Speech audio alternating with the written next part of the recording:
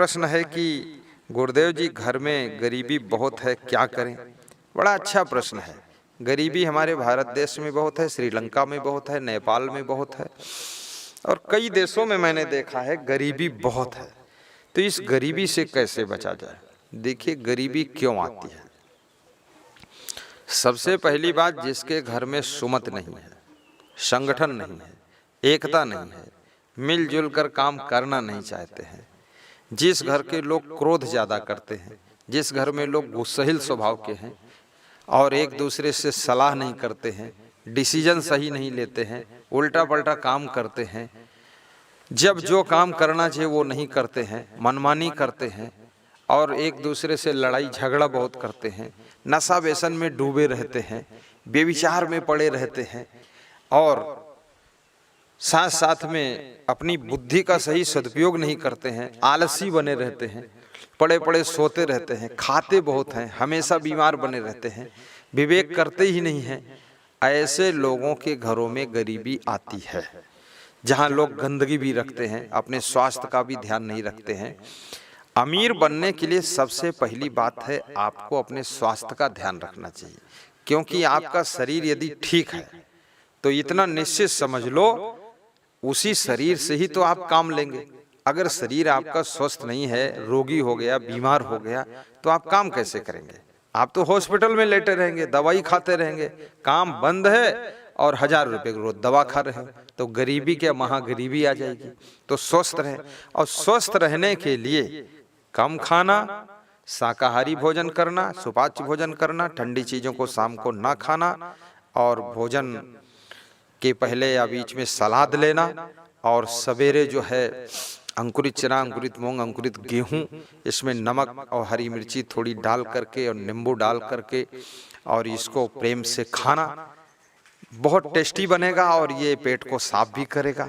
शाम को 1 गिलास दूध पीना चाहिए, गरम गरम दूध, तो आपका पेट खराब हो जाएगा। डाइजेशन को संभाल कर रखिए और मेहनत करने का संकल्प लीजिए, परिश्रम कीजिए, आलसी मत बनिए, गरीबी आपके यहाँ नहीं रहेगी।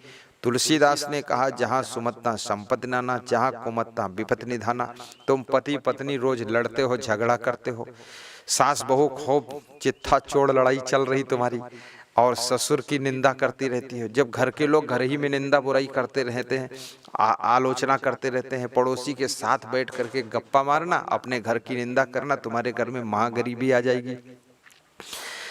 अपने घर वालों की निंदा मत कीजिए, बुराई मत कीजिए, बच्चों के साथ भी लड़ाई झगड़ा मत कीजिए, नशा व्यसन मत कीजिए। गरीबी गारंटी के साथ आपकी दूर होगी। काम करने का संकल्प लीजिए। यदि आपको उतने बुद्धिमान आप नहीं हैं, आपकी पत्नी बुद्धिमान है, तो पत्नी के बुद्धिमानी के अनुसार डिसीजन लेकर के काम कीजिए। यदि आपका पति ज्यादा बुद्धिमान या दोनों बराबर बुद्धिमान, दोनों सलाह करके डिसीजन लेकर के काम कीजिए, क्योंकि आपका डिसीजन सही होगा तो कम मेहनत से भी सफलता ज्यादा मिलेगी। डिसीजन का अर्थ होता है, बहुत सारे लोग डिसीजन इंग्लिश में समझ भी नहीं पाए। डिसीजन निर्णय, निर्णय माने फैसला, फैसला माने होता है आपने क्या काम करने का निर्णय लिया है, किस समय क्या निर्णय लिया है। अब जैसे आप गलत डिसीजन अगर ले रहे हैं, जो जमाना चला गया, आप टार्च की दुकान खोलकर बैठ जाओ आप और फिर कहो मेरे घर में गरीबी आ गई, दुकान नहीं चलती। अरे भैया, टार्च का जमाना चला गया है, मोबाइल आ गया, उसमें टार्च है। या आज की तारीख में आप कुछ ऐसे काम लेकर के बैठ जाओ कि लोग सोचते हैं कि हमारी दुकान नहीं चलती है। धंधा भी सोचिए, समय किधर जा रहा, जमाना किधर जा रहा, लोग पसंद क्या कर रहे हैं, लोगों को इंटरेस्ट किस चीज में है, तो उस तरह की दुकान खोलिए। और दुकान भी आड़ में खोलोगे, एकांत में खोलोगे, नहीं चलेगी। डिसीजन आपका गलत है। या पुल के नीचे दुकान पड़ गई तो भी चलना मुश्किल है। तो दुकान का स्थान भी सही होनी चाहिए, दुकान भी सही जगह पर होनी चाहिए, दुकान का सामान वो होना चाहिए जो मांग है, जरूरत है समाज को, और दुकान में सामान अन्य लोगों से सस्ता और अच्छा भी मिलना चाहिए। अगर आप थोड़ा सा महंगा देते हैं तो ग्राहक 1 रुपये में लुढ़क जाता है, दूसरी तरफ चला जाता है। तो ये आपको सब रीडिंग करना पड़ेगा कि इस तरह से हम सफल हो सकते हैं। और जिस कार्य को करने में आपकी रुचि है, आपका संस्कार है, उस कार्य को कीजिए। किसी की बराबरी मत कीजिए। अपनी योग्यता, अपनी कला, अपनी गुणवत्ता को देखिए कि हमारे में कौन सा गुण है, हम क्या कर सकते हैं, हमारे शरीर की क्षमता क्या है। जैसे पड़ोसी ट्रैक्टर ले आया, तुमने सोचा मैं भी ले आऊं। नहीं नहीं, पड़ोसी ट्रैक्टर लाया है, उसमें क्षमता है रात दिन धुआंधार मिट्टी में काम करने की, तो वो उसमें सफल होगा। आपके शरीर में इतनी क्षमता नहीं है या आपको धूल धड़ाका ज्यादा पसंद नहीं है, तो आप ट्रैक्टर क्यों लाओ? आप ऐसी गाड़ी लाइए जो रोड पर बढ़िया पैसेंजर ढोइए और उससे कमाइए। या आप अगर इतनी बुद्धि नहीं है तो अपना 4 भैंस पाल लीजिए, उनकी सेवा कीजिए, उससे 1000-2000 का रोज दूध बेच करके आप करिए। और आय के स्रोत घर में 2-3 प्रकार के, 4 प्रकार के होना चाहिए। कहीं खेती बाड़ी अगर मौसम बिगड़ने से चौपट हो गई तो दुग्ध उत्पादन से भी आपके घर का खर्चा चलता रहेगा, गरीबी नहीं आएगी। दुकानदारी है, मैंने एक इंजीनियर को देखा, 80,000 रुपये वेतन पाता था गुजरात में, सुमन भाई उसका नाम है, और उसके घर में चप्पल जूते की दुकान उसने खोली, क्योंकि घर उसका मेन रोड पर था, तो आगे दुकान खोल ली, पीछे मकान था। तो मैंने उससे कहा कि सुमन भाई आप इंजीनियर हैं और चप्पल जूते की दुकान? बोले पार्ट टाइम का काम है, सुबह 1 घंटे में बैठ जाता हूँ और फिर मेरी वाइफ दिन भर देखती है इसको, और फिर शाम को बच्चे देख लेते हैं और मैं सर्विस पे चला जाता हूँ और शाम को आ जाता हूँ, थोड़ा हम भी देख लेते हैं, बच्चे पढ़ने लग जाते हैं। तो अब मैंने कहा इससे फायदा क्या हुआ? तो बोले खर्चा सब इसी दुकान से निकल जाता है, सर्विस का वेतन पूरा बच जाता है, और उससे हम अलग प्लाट लेकर के मकान भी बना चुके हैं। तो इस तरह से आपको खाली बैठने वालों को कभी भी गरीबी नहीं छोड़ेगी। गपशप मारने वाले जो गांव में राउंड बहुत मारते हैं, इस द्वार पर खड़े, उस द्वार पर खड़े, उस औरत से बात कर रहे हैं, उस पुरुष से बात कर रहे हैं, खीसे काट रहे हैं, पान ठेला खड़े हैं, टाइम पास कर रहे हैं। टाइम का सदुपयोग करने वाले व्यक्ति के पास में गरीबी नहीं आती है। जो टाइम पास करने के लिए, मनोरंजन के लिए अपने रहता, उसको गरीबी छोड़ती नहीं है। अभी मैंने सुना है मुकेश अंबानी जो है 5 किलोमीटर रोज सुबह दौड़ने जाते हैं। अब इतना बड़ा आदमी है, इतना धनवान है, उसको क्या दौड़ने की जरूरत? लेकिन वो जानते हैं कि अगर दौड़ेंगे नहीं तो हम बीमार हो जाएंगे, स्वस्थ नहीं रहेंगे।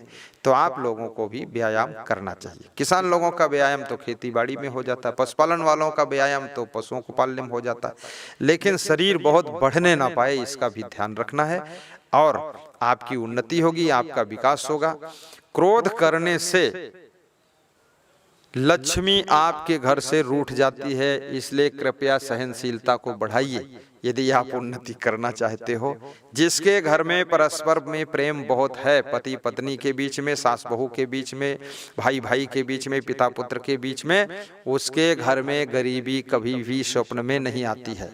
और जिसके घर में सब मनमानी करते, इधर उधर घूमते हैं, कोई किसी की सुनता नहीं है, वहां दरिद्र नारायण आकर के बैठ जाते हैं। इसलिए गरीबी इस तरह दूर होगी। आपको इतने फार्मूले मैंने बता दिए हैं, बाकी इस पर बहुत सी बातें मैं प्रवचन में सुनाता रहता हूँ, उनको भी सुनिए। असंग सर्च करके 4000 वीडियो लोड हैं मोबाइल में, उनको देखिए और सब्सक्राइब भी कीजिए।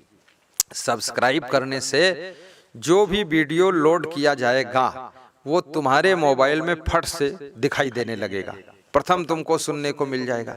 लाइक कर लीजिए और बेल आइकन दबा दीजिए। उससे क्या फायदा होता बेल आइकन दबाने से? बाबा जी,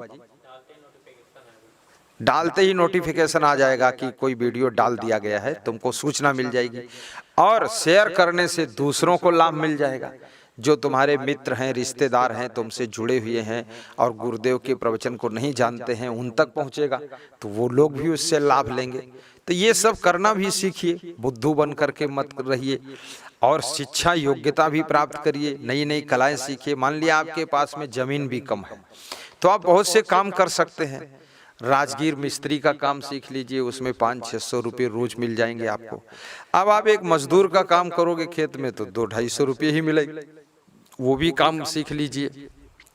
सिलाई का काम टेलर का सीख लीजिए, लोहारगिरी का काम सीख लीजिए, ग्रिल बनाना सीख लीजिए। बहुत सारी, मतलब आपके अंदर अगर क्वालिटी है और कला है तो आप गरीब नहीं रह सकते हैं। गाड़ी चलाना सीखिए, ड्राइवरिंग सीख लीजिए, उससे भी आपका आय का स्रोत बढ़ेगा। ड्राइवरों का भी महत्व है, क्योंकि गाड़ी बढ़ती जा रही है तो ड्राइवर भी आवश्यकता पड़ेगी, तो उसको सीखिए आप। कोई ड्राइवर आपको रखेगा 7-8 हज़ार 10 हज़ार महीने देगा, उससे आपकी गरीबी मिटेगी।